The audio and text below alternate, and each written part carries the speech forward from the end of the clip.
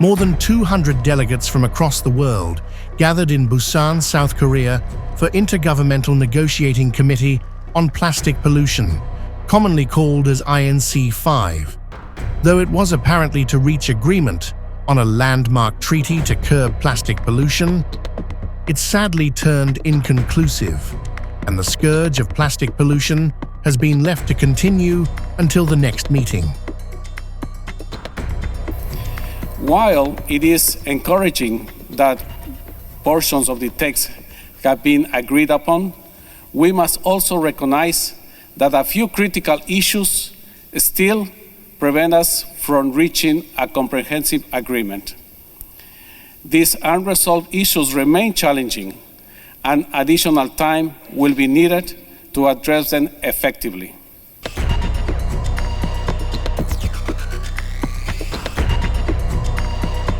Millions of tons of plastic waste entering the environment each year will continue, as the self-set deadline of 2024 has been breached. Deep divisions among high-ambition countries seeking a globally binding agreement to limit production and phase out harmful chemicals, and like-minded, mostly oil-producing nations that want to focus on waste being the primary reason.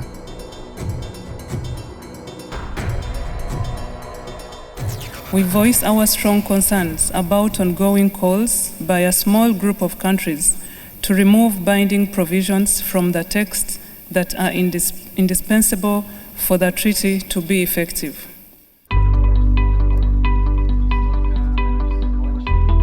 While diplomats decline to directly name those preventing a deal, public statements and submissions have shown that Saudi Arabia, Iran, and Russia have sought to block production cuts and other ambitious goals. The world's top two plastic producers, China and the United States, have stayed relatively quiet in public. Neither backed Rwanda's statement, though China's delegate warned of concerns that have not been reflected in a balanced manner. Some of the delegates have even warned of a bleak future if nations fail to act immediately. Panama leaves Busan with fire in our hearts. When we reconvene, the stakes will be higher, the devastation will be worse, and the opportunity to act will be even smaller.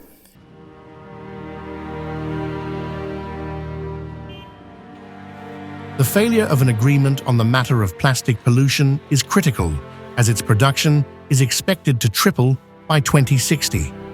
In 2019, the world produced around 460 million tons of plastic, a figure that has doubled since 2000, according to the Organization for Economic Cooperation and Development.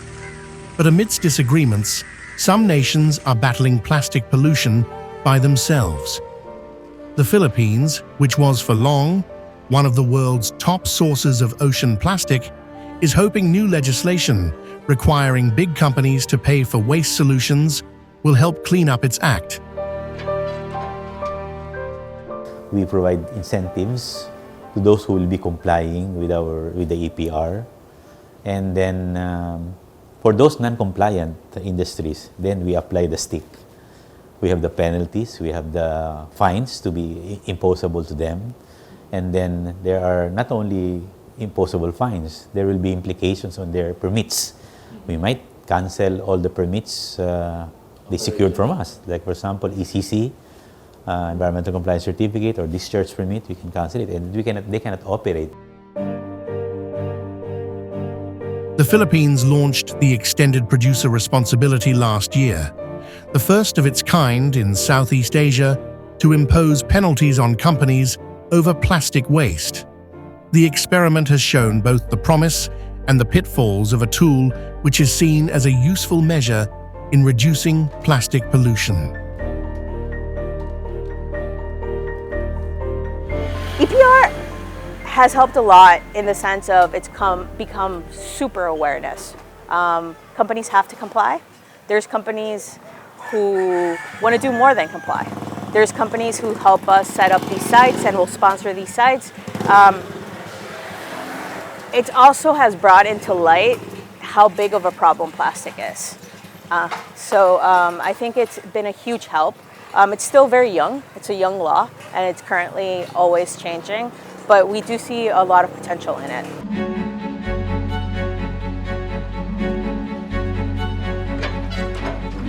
The EPR law is intended to achieve plastic neutrality by forcing large businesses to reduce plastic pollution through product design and removing waste from the environment. They are obliged to cover an initial 20% of their plastic packaging footprint, calculated based on the weight of plastic packaging they put into the market.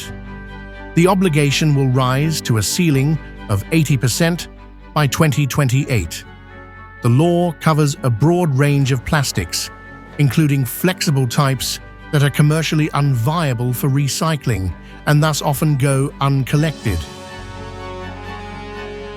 Dati kasi hindi ko alam na ang kalagahan ng basura is basura lang talaga. Yun po yung unang-unang pagkakaintindi ko. Hindi ko alam na ang basura pala ay ang pera nasa basura. Yun po ang ano ko. Nung naging aling tendera po ako, lahat ng bagay na pwedeng pagkakapirahan sa basura, hinihimay-himay ko po yun. PCX Markets, one of the Philippines' biggest players, offers local credits priced from around $100 for collection and co-processing of mixed plastics to over $500 for collection and recycling of ocean-bound PET plastic. Most are certified according to a standard administered by sister organization PCX Solutions.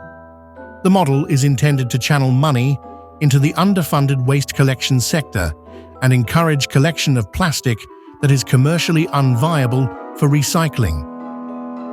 We partner always with women, and our inspiration came from sari-sari stores. There's a sari-sari store in every single neighborhood, barangay, community. So the thought is people are still already going there.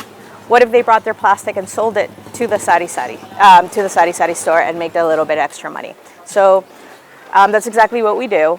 And the community comes and brings their plastic. Our aling tindera then buys it from them.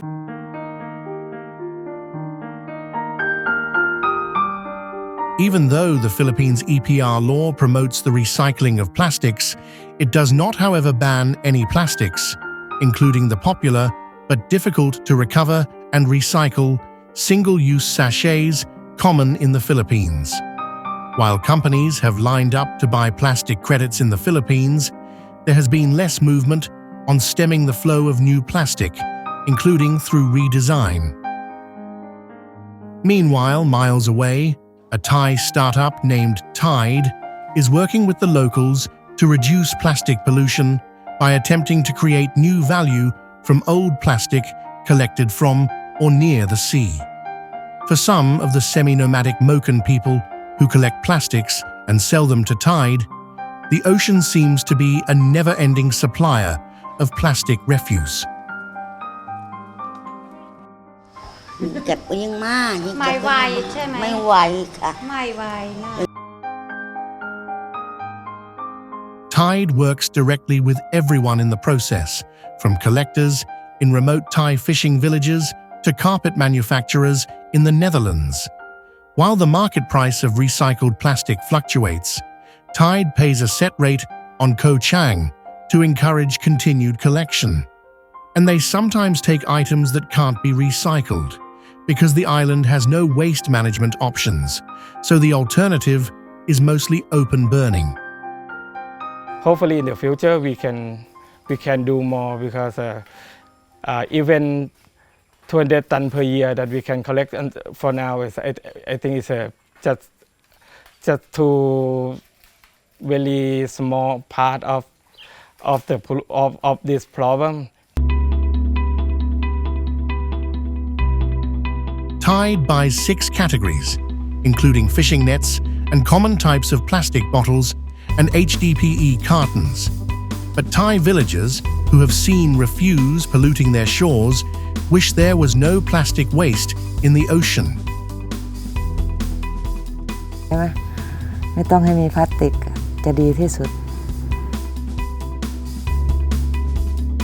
Founded in 2019, Tide collects around 1,000 tons of plastic a year from Thailand and other locations, including Mexico.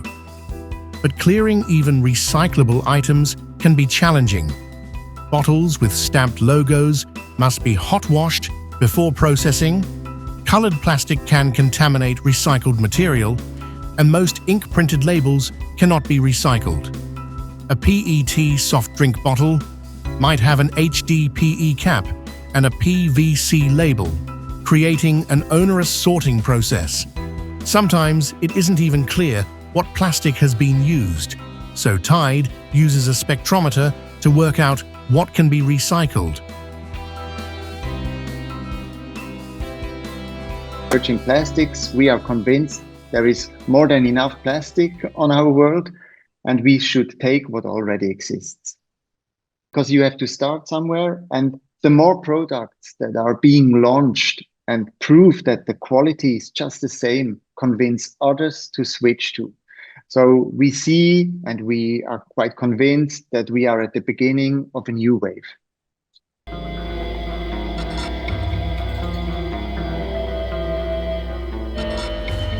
Tide, a for-profit company, is still a relatively small operation, but it is expanding, moving into Ghana next. Plastic waste seeping into the environment is a real and present danger for everyone. More than 90% of plastic is not recycled, with over 20 million tons leaking into the environment, often after just a few minutes of use. Plastic pollution is so ubiquitous that it has been found in clouds, the deepest ocean trenches, and even human breast milk. While almost everyone agrees it is a problem, the fact that there is less consensus on how to solve it is alarming and presents a clarion call to every human being on the planet to get their act together and start cleaning up for a better and sustainable tomorrow.